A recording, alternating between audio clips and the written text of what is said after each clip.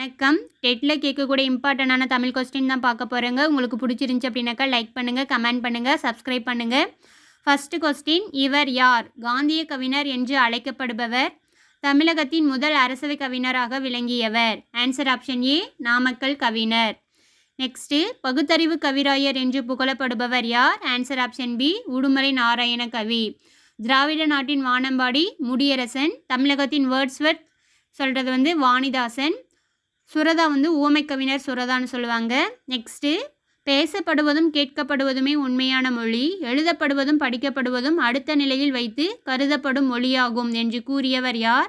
Answer option B, மு Varadarasanar. Next, எடுத்தல் படுத்தல் நலிதல் உழைப்பில் திரும்பும் தத்தமிழ் சிறிது உளவாகும் என்று குறிப்பிடும் நூற்பா எது? ஆன்சர் ஆப்ஷன் பி, நன்னூல். நன்னூல் எழுதந்து பவனந்தி முனிவர். சிலப்பதிகாரம் இளங்கோவடிகள். தண்டி அலங்காரம் தண்டி. தொல்காப்பியம் தொல்காப்பியர் எழுதப்பட்ட நூல். நெக்ஸ்ட்டு, பொருந்தாத சொற்களை கண்டறிக. ஆன்சர் ஆப்ஷன் பி, பஞ்சு.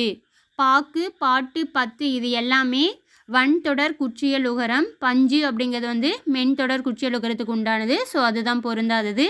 நெக்ஸ்ட்டு, சுரதா எழுதிய நூல்களில் பொருந்தாததை கண்டறிக.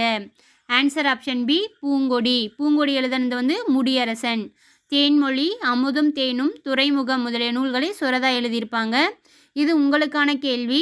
திராவிட நாட்டின் வானம்பாடி உவமை கவிஞர்னு சொல்லிட்டு யாரை சொல்லுவாங்கன்னு சொல்லிட்டு உங்களுடைய ஆன்சரை கமெண்டில் கமெண்ட் பண்ணுங்கள். தேங்க்யூ.